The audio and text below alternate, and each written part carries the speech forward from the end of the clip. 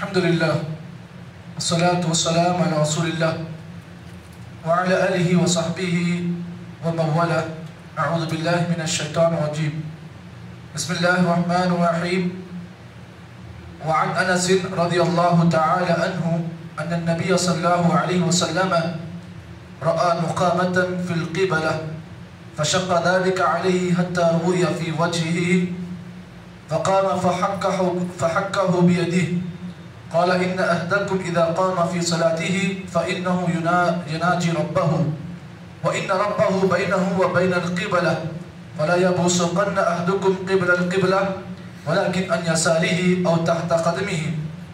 ثم أخذ طرف ردائه فبصق فيه ثم رد بعده على بعد فقال أو يفعل هكذا. رواه متفق علیہ.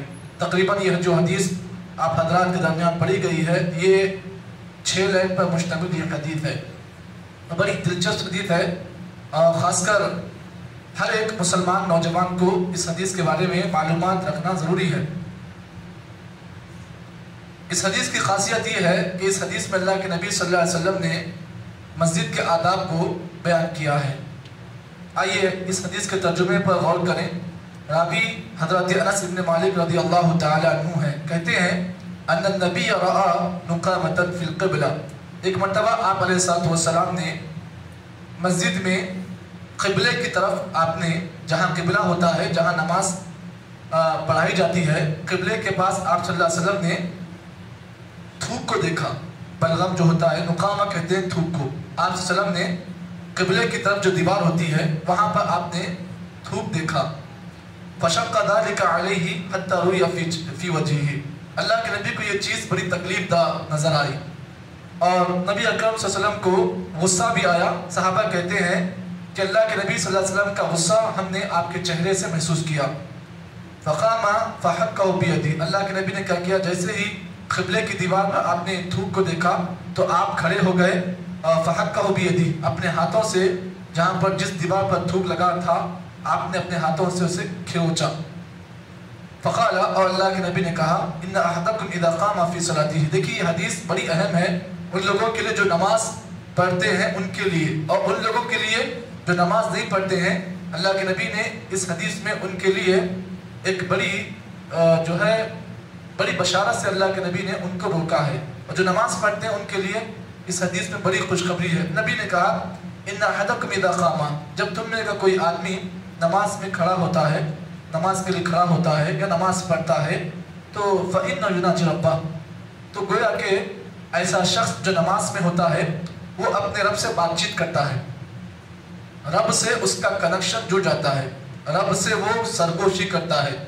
سرگوشی مطلب یہ ہے کہ اللہ تعالیٰ اس کے بالکل قریب ہو جاتا ہے. سرگوشی کب ہوتی ہے؟ ایک دو لوگ ہیں کوئی اہم بات ہوتی ہے تو ہم کیا کرتے ہیں کان میں پھس پھس کرتے ہیں. تو اللہ کے رسول نے کہا کہ جب کوئی آدمی نماز پڑھتا ہے تو گویا کہ رب سے وہ بات چیت کرتا ہے. اللہ سے اس کا کنیکشن جڑ جاتا ہے. وَإِنَّ رَبَّهُ بَيْنَهُ وَبَيْنَ الْقِبْلَةِ. اور اللہ تعالیٰ کہاں پر بندے کے درمیان ہوتا ہے؟ قبلے کے پاس ہوتا ہے. جب بندہ نماز میں ہوتا ہے تو قبلہ اور رب دونوں اس کے آمنے سامنے ہوتے ہیں. تو رب کا تصور کہاں پر نظر آتا ہے؟ یہ جو دیوار ہے قبلے کی رب کا تصور وہاں پر دکھتا ہے آپ کو.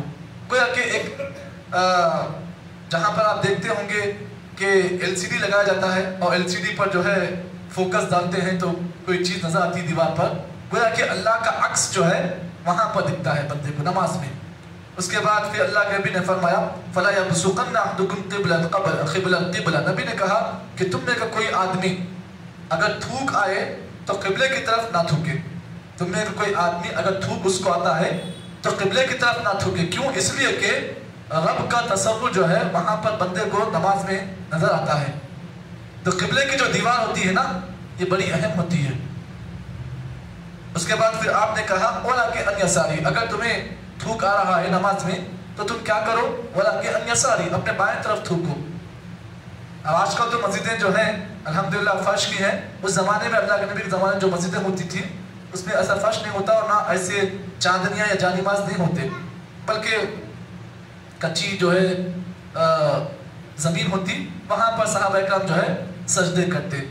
لیکن آج کے جو مسجدیں ہیں الحمدللہ بالکل ویل سیٹ ہے، اچھی مسجدیں ہیں. اگر آپ کو نماز میں اگر تھوک آ رہا ہے یا بلغم آ رہا ہے تو اس کی اللہ کے نبی صلی اللہ علیہ وسلم نے اس حدیث میں آپ نے اس کا علاج بیان کیا ہے. اگر آپ کو نماز میں تھوک آ رہا ہے یا بلغم آ رہا ہے تو آپ کیا کریں؟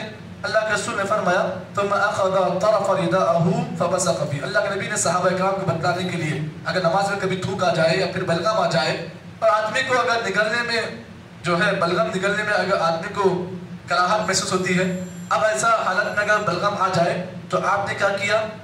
پریکٹیکل طور پر نبی نے بتایا. کیسے پریکٹیکل کیا آپ نے؟ ثم اخذ طرف رداءه. آپ صلی اللہ علیہ وسلم نے اپنی جو چادر جو آپ پہنتے تھے اس چادر کے ایک کنارے کو آپ نے پکڑا، کنارہ جو چادر کا ہوتا ہے آپ نے پکڑا. اس کے بعد فبصق فيه، اس میں آپ نے تھوک مارا، یعنی اس میں آپ نے تھوکا. ثم رد بعده على بعض. پھر آپ نے کیا کیا؟ چادر کا ایک جو کنارہ ہوتا ہے آپ صلی اللہ علیہ وسلم نے دوسرے کنارے سے اس کو ایسا مسل دیا. کنارہ جو ہوتا ہے وہاں پر آپ نے تھوکا. اس کے بعد کیا؟ اس کے بازو کا جو کپڑا ہوتا ہے آپ نے اسے ایسا مسل دیا. اس کے بعد آپ نے کہا اور یہ فاعل هكذا کہ تم میں اگر کوئی آدمی اگر ایسے نماز میں اگر تھوک آتا ہے، اسے بلغم آتا ہے تو آدمی کے لیے یہ اجازت ہے کہ وہ اپنے جو ٹشو ہوتا ہے، اگر آپ ٹشو ہے یا دستی ہے تو آپ اس میں ایسا کر سکتے ہیں. سعودی عرب میں بعض میں نے شیوخ کو میں نے دیکھا، بعض جو سعودی عرب کے جو لوگ ہوتے ہیں نماز میں ایسی حرکت کرتے ہیں. وہ کبھی اگر بلغم آ جاتا ہے تو کیا کرتے ہیں؟ اپنے دستی میں یا پھر اپنا جو ٹشو ہوتا ہے اس میں وہ لوگ جو ہے ایسا تھوک مارتے ہیں، اس کے بعد اس کو ایسا مسل کے جیب میں رکھ دیتے ہیں. تو اللہ کے نبی صلی اللہ علیہ وسلم نے اس حدیث میں اس کا آپ نے طریقہ بتایا کہ اگر تھوک آتا ہے یا بلغم آتا ہے تو آپ ایسے طریقے سے اس کو دور کر سکتے ہیں. اس حدیث کو امام بخاری اور مسلم نے اپنی صحیح میں بیان کیا ہے. اب اس حدیث میں میرے اور آپ کے لیے جتنی باتیں ہم نے اس حدیث کی روشنی میں بیان کی ہیں، پہلا مسئلہ اس حدیث سے یہ نکلا غضب النبی صلی اللہ علیہ وسلم اذا انتهكت محارم اللہ. اللہ کے نبی صلی اللہ علیہ وسلم نے اس حدیث میں آپ نے غور کیا کہ جیسے آپ نے مسجد کے قبلے کی دیوار پر آپ نے تھوک دیکھا تو آپ کو غصہ آیا. تو اس سے ایک مسئلہ یہ نکلا کہ اگر کوئی آدمی مسجد میں ایسا کوئی حرکت کرتا ہے یا کوئی مصلی نماز یا مسجد کے اندر یا مسجد کے تقدس کو اگر پامال کرتا ہے تو ایسے موقع پر غصہ آپ کر سکتے ہیں، جائز ہے، یہ جائز ہے. دوسرا مسئلہ اس حدیث سے یہ نکلا وجوب الامر بالمعروف والنہی عن المنکر. ایک آدمی کی ضروری ہے کہ وہ لوگوں کو اچھائی کا حکم دے اور برائی سے روکے. یہ صرف عالموں کی ذمہ داری نہیں ہے، ہر ایک کی ذمہ داری ہے. صرف عالم ہی بولنا دوسرے نہیں بولنا، ایسے نہیں. آپ نے غلطی دیکھی ہے یا مجھ میں دیکھی ہے یا کسی اور نے آپ نے دیکھی ہے تو آپ کا یہ فریضہ ہے کہ آپ نے اگر لوگوں کو برائی کرتے ہوئے دیکھا تو آپ لوگوں کو برائی سے روکیں. چاہے برائی کرنے والا اگر آپ کا والد ہو یا آپ کا بھائی ہو یا پھر آپ کا دوست ہو، اگر آپ نے برائی کرتے دیکھا تو برائی سے روکنا اور اچھائی کا حکم دینا یہ ہر ایک پر واجب ہے. تیسرا مسئلہ اس حدیث سے یہ نکلا کہ اگر کوئی آدمی مسجد میں کوئی گندگی دیکھے، اگر کوئی آدمی مسجد میں کوئی گندگی دیکھے تو کیا کرے؟ فوری اس گندگی کو دور کرنے کا انتظام کرے. ضروری نہیں کہ موزنی آنا، ہاں موزنی صاف کرنا جب تک مسجد میں گندگی پڑے رہنا، ایسا نہیں ہے. اللہ کے نبی جو ہے امام الانبیاء ہیں، وہاں بھی موزن تھے. کون تھے؟ بلال تھے نا. اللہ کے نبی کے موزن ہے بلال. لیکن گندگی آپ نے دیکھی تو آپ نے کیا کیا؟ فوری آپ نے اس گندگی کو دور کرنے کا انتظام آپ نے کیا. تو مسئلہ یہ نکلا کہ اگر مسجد میں آپ اگر گندگی دیکھ رہے ہیں، اپنی آنکھوں سے دیکھ رہے ہیں، تو آپ یہ نہ سوچیں کہ بھائی مسجد کا مؤذن آئے تک وہ گندگی ایسے ہی رہنا، ایسا نہیں ہے.